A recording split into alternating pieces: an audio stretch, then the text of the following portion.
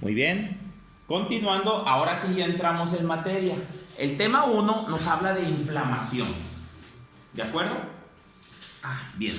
Vamos a ver los signos, los datos que podrían ser de inflamación. Esto es el punto importante y a donde queríamos llegar. Veamos, permítame.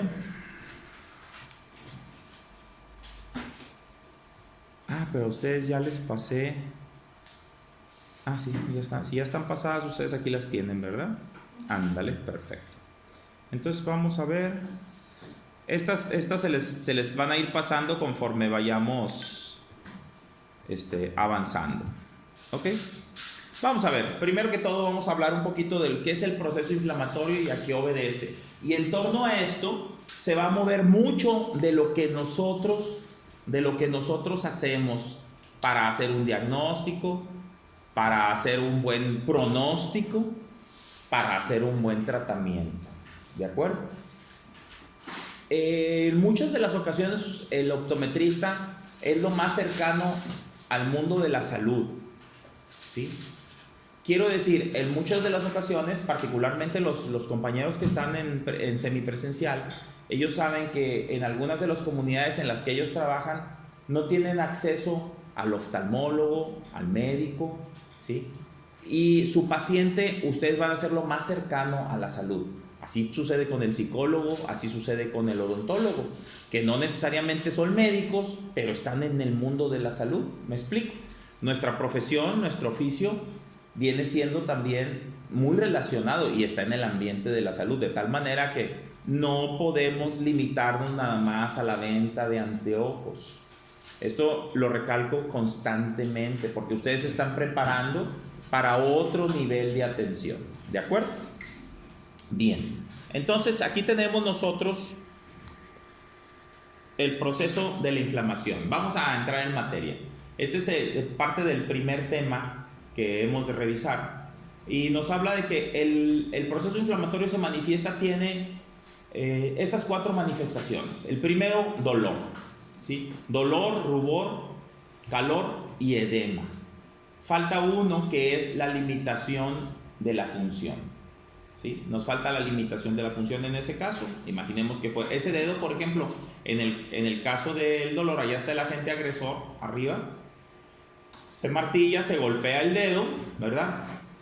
Y de primera instancia, ahí nos habla de que se libera histamina y se liberan agentes de los que ustedes son ya bien conocedores, ¿verdad? Simpático-miméticos y parasimpático-líticos, etc. Se liberan esas sustancias y nos provocan rubor, ¿sí? Lo primero nos van a provocar el dolor. Los sensores que tenemos en todas las partes del cuerpo, el dolor es una alarma. El dolor nos está avisando, oye, algo está pasando aquí. ¿Sí me explico? Algo me está pasando. No, es como un foquito rojo del tablero. Si el paciente nos dice, me duele, a pesar de que yo no lo estoy viendo el dolor, ¿sí? Tengo que completarlo y complementarlo con el resto del conocimiento para poder hacer el diagnóstico. Entonces, si yo no estoy viendo el dolor, bueno, pues me tengo que limitar a creerle, ¿sí? Es muy común que un paciente te diga esto, como que me duele. Fíjense bien.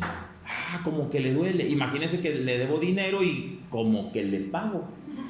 A ver, ¿le estaría pagando? No. Exactamente. ¿Me duele o no me duele? ¿Sí me explico? ¿Por qué? Porque hay pacientes que incluso con la simple toma de agudeza visual, me duelen los ojos, doctor. Tú no le has hecho absolutamente nada. A raíz de esa prueba, él dice que ahora ve mal, porque forzaron mucho para ver el 20/400, ¿verdad?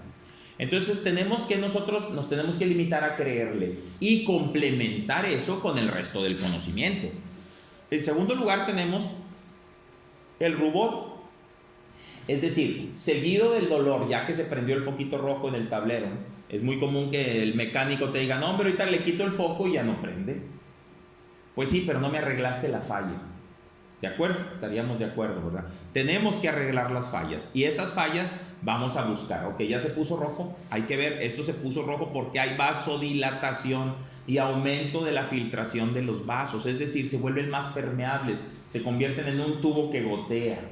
Aún no está roto el tubo, es decir, no hay una cortada tal cual, pero sí está permeable. Es decir, es como una tubería que estuviera ya muy vieja y que la vemos que está goteando, como si estuviera trasudando. ¿Sí les queda claro el concepto? Ok.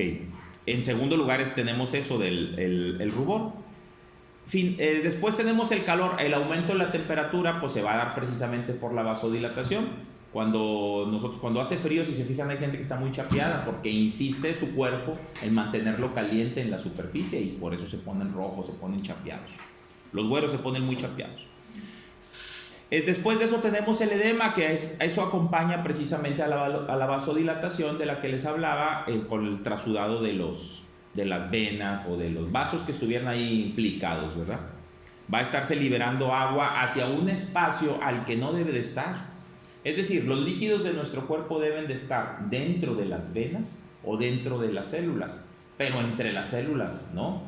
Ahí no va líquido. Entonces, o debe de ir una cantidad insignificante de líquido. Si ese líquido aumenta, se nos vuelve edema. ¿Sí? Y cuando sienten así las pulsación, fíjate lo que nos estás diciendo. Ahí tenemos, dices, tiene un dolor. En este caso, los dolores se pueden clasificar en pulsátiles, dolores sordos, dolores viscerales, ¿sí? Dolor fulminante. Hay muchas formas. O sea, ya después tendríamos que analizar paso por paso o una por una de las características. Pero no, sí puede ser un dolor pulsátil. Un dolor cólico es diferente. El dolor cólico es el de las vísceras huecas, ¿sí? En el caso del dolor cólico es el dolor que da intensamente y luego cuando se relaja la víscera se disminuye, ¿sí? En el caso del dolor pulsátil es el que el paciente nos dice, por ejemplo, con este machucón, cualquiera de nosotros nos hemos machucado y empezamos a sentir como que palpita. ¿Y qué es lo que está sucediendo? Efectivamente, es cada latido del corazón que va empujando sangre hacia ese punto y todos los sensores nos están indicando, hey, mándame ayuda. Al resto del cuerpo le están pidiendo, mándame ayuda. La única que nos falta ahí por definir es lo que corresponde a la limitación de la función. Una vez que está hinchada una articulación, pues ya no funciona igual. Por ejemplo, en este caso, en el caso de este dedo que está hinchado, ¿verdad? Pues definitivamente no puede cumplir con su función de la flexión, ¿verdad? Entonces, esa articulación va a estar limitada en su función. En el caso del ojo, la limitación de la función se va a dar. ¿Cuál es la función del ojo? La visión, ¿verdad? Entonces, nosotros, en el caso del ojo, cuando tengamos calor, rubor, ardor, edema y limitación de la función, entonces se nos va a limitar, va a ser el típico paciente que nos puede decir, veo borroso, ¿sí? Y lo vamos a ir acompañando de las diferentes. Aquí, claro que aquí nos están faltando signos, nos están faltando algunos signos, como sería la secreción, que nos interesa mucho, porque a lo largo del semestre vamos a aprender cómo con las secreciones que vayamos viendo, aprendiéndolas a identificar, vamos a poder hacer el diagnóstico. ¿Ok? Entonces,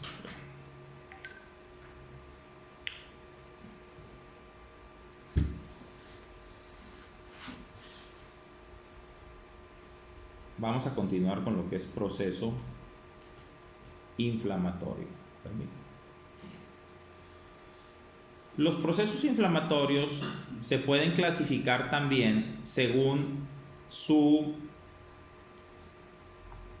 tiempo de evolución. Es decir, una enfermedad o un proceso inflamatorio, vamos a pensar, puede clasificarse entre agudo y crónico. ¿Qué significa esto? Siempre es bien común que nosotros digamos o nosotros nos imaginemos, ¿sí?, que esto lo tenemos que atender a la de ya, y lo tienes que atender ya, ¿por qué? Porque ya tengo 6 meses con ello. Pues, qué barbaridad, o sea, entonces no es un proceso agudo. Aquí tenemos, en términos generales, un proceso agudo tiene un inicio rápido, una duración corta, ¿sí? Puede haber edema, como dice ahí, hay predominio de neutrófilos, es en términos generales, ¿verdad? Eso, el predominio de los neutrófilos lo veríamos nada más y solamente si hiciéramos exámenes de laboratorio. Pero en términos generales, agudo nos está indicando rapidez, un comienzo brusco. Yo estaba bien ayer y hoy amanecí así. Entonces ahora sí amanecí con el ojo rojo, Amanecí con el ojo hinchado, amanecí con secreción en el ojo. Ese es un proceso agudo. En el caso de un proceso crónico, se instala probablemente en más allá de 15 días. Es un proceso que se va instalando lentamente. Así como nos va creciendo el pelo, el cabello nos va creciendo, o las uñas nos van creciendo lentamente. Y de pronto no nos damos cuenta que lo tenemos bien largo el cabello o las uñas, pues es porque es una duración larga, porque es una evolución larga, ¿sí? Y ese es el caso, por ejemplo, de enfermedades tales como el glaucoma. De tal suerte que vamos a ver, así como dice aquí, es posible que veamos angiogénesis, fibrosis, necrosis es muerte, etc. Momentito.